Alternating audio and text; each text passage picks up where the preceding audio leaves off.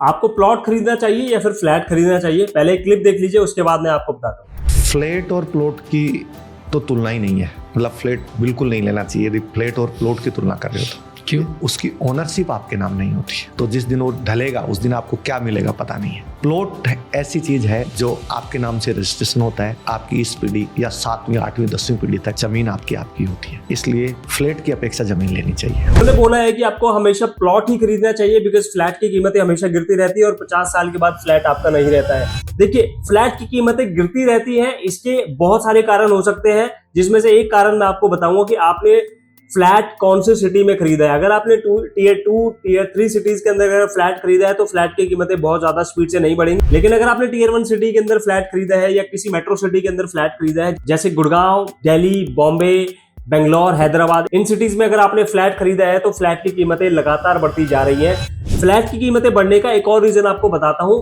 जिसे बोला जाता है यूडीएस। यूडीएस का मतलब होता है अनडिवाइडेड शेयर ऑफ लैंड। इसका मतलब ये होता है कि जब भी आप किसी सोसाइटी के अंदर फ्लैट खरीदते हैं तो फ्लैट के साथ साथ आपका एक शेयर उस सोसाइटी की लैंड में भी होता है जिस लैंड पर वो सोसाइटी बनी हुई है। तो लैंड के प्राइसेस बढ़ते जा रहे हैं, जिसकी वजह से फ्लैट की कीमतें भी लगातार बढ़ती जा रही है। दूसरा पॉइंट इन्होंने बोला है कि 50-60 साल के बाद वो फ्लैट आपका नहीं रहता है। ये भी बात बिल्कुल गलत है।